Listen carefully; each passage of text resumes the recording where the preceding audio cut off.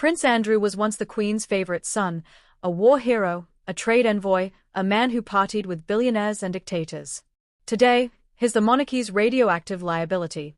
And now, in a closed-door showdown, Princess Anne and Prince Edward have reportedly told King Charles, "Enough. Strip him of power, or step down yourself." This isn't just palace gossip. It's the moment the firm finally admitted what the world already knew. Andrew's exile isn't punishment, it's containment. Buckle up. We're dissecting the Duke of York's fall, piece by damning piece. Let's start with the persona Andrew sold us. Falklands War veteran, check. Dashing royal playboy, check. Air Miles Andy, jet-setting for Britain's trade deals, allegedly check. But peel back the medals, and the cracks appear early. In 2011, his photograph strolling Central Park with Jeffrey Epstein, after Epstein's 2008 conviction for procuring a minor. Andrew's excuse? "I was honoring a friendship." Honoring a convicted sex offender. That's not naivety, that's entitlement. Fast forward to 2015. Virginia Giuffre alleges she was paid to have sex with Andrew 3 times, starting at age 17. His response? A 2022 settlement. Reportedly £12 million of public or family funds, with no admission of guilt. But here's the kicker. He still claims he's never met her, despite that 2001 photo of his arm around her waist, Ghislaine Maxwell smirking in the background. And the BBC interview? Catastrophic. "I don't sweat," disproven by Falklands comrades. "I was at Pizza Express in Woking, an alibi so absurd it became a meme." He didn't just fail to express remorse, he weaponized victim blaming, suggesting Giuffre's memory was faulty. That wasn't a PR disaster. It was moral bankruptcy on 4K. Now, let's talk cost. Andrew's exile wasn't just reputational, it was financial. Stripped of military titles, patronages, and the Her Highness styling in 2022, he still clings to Royal Lodge, a 30-room mansion on Crown Estate land. Who pays the £3 million annual security bill? We do. King Charles tried to evict him to Frogmore Cottage, smaller, cheaper. Andrew refused. Sources say Charles even threatened to cut his £1 million annual allowance. Andrew's countermove? Threatened to write a tell-all. Blackmail by memoir. This is where Anne and Edward enter the frame. According to palace insiders, they are livid, not just at Andrew's behavior, but at Charles's inconsistency. First, Charles defends Andrew's right to privacy. Then he strips titles. Then he funds the settlement. Then he tries to downsize him. It's royal whiplash. Anne, the no-nonsense workhorse who's never put a foot wrong, reportedly told Charles, "This isn't about Andrew's well-being, it's about the crown's survival."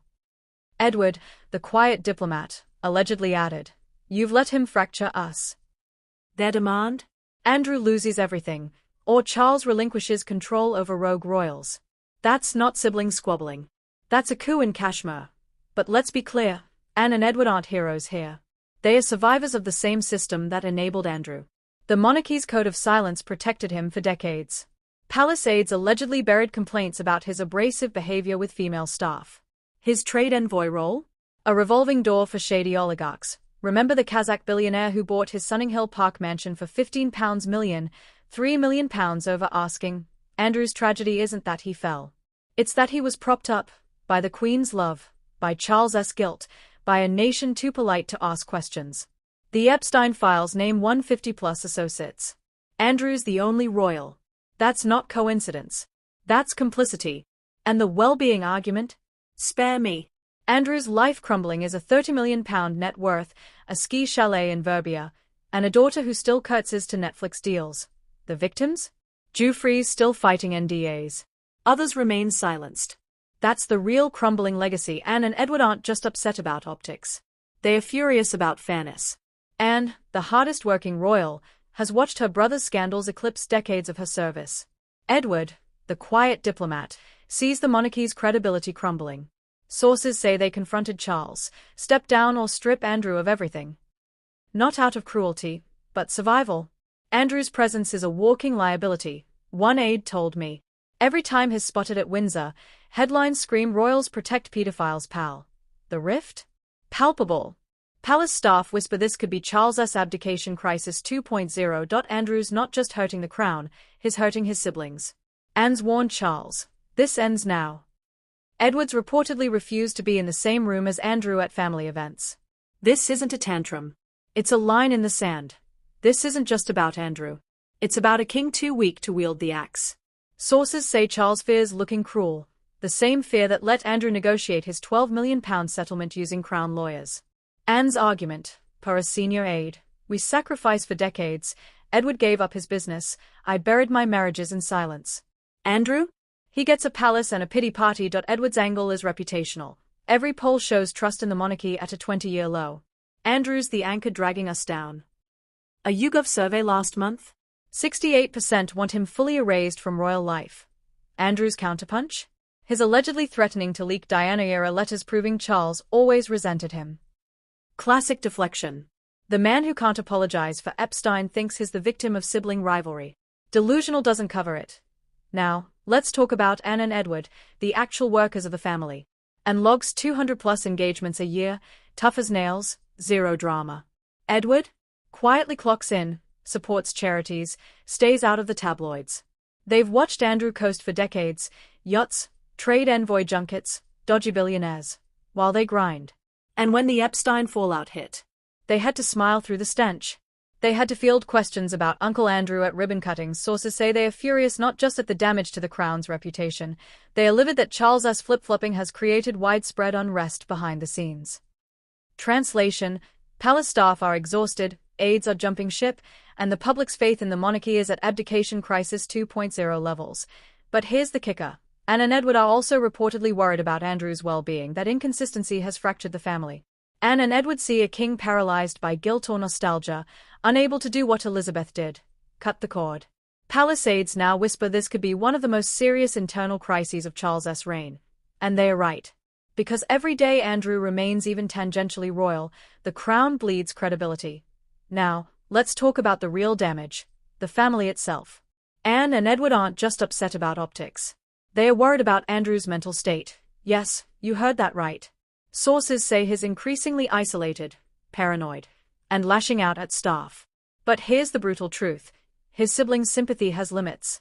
Anne, who lost her own mother and watched the Queen shield Andrew to the bitter end, is done playing nice. Edward, who's spent decades in William's shadow, sees Andrew's antics as a threat to the future monarchy, especially with William and Kate poised to take over. This isn't a wellness check. It's an intervention. Anne and Edward are drawing a line. Andrew's victim complex doesn't excuse his victimizing. And Charles? He's caught in the middle, too sentimental to cut Andrew off, too scared to let him back in. The result? A king who looks like he's running a rehab clinic for entitled predators instead of a monarchy. The monarchy is shrinking. Harry and Meghan? Gone. Andrew? A liability. Charles's reign is already fragile. Cancer, slimmed-down royals, Republican protests. So here's the reckoning. Princess Anne and Prince Edward didn't confront Charles for Andrew's sake. They did it for the monarchy's. But the damage is done. Every evasive interview, every settled lawsuit, every security detail outside Royal Lodge screams the same truth: Andrew isn't the exception. He's the symptom. A system that trades in deference, not accountability. That values blood over behavior. Until the Crown admits Andrew's exile was too late, too lenient, and still too expensive, this crisis festers. Anne and Edward want Charles to choose: the brother or the crown. But the real question isn't who sits on the throne, it's whether the throne deserves to exist when it shields men like Andrew. Smash subscribe if you think the firm's finally out of excuses. Drop your take below. Should Andrew lose everything: lodge, allowance, title? Or is blood thicker than justice? The comments are open. The reckoning has just begun.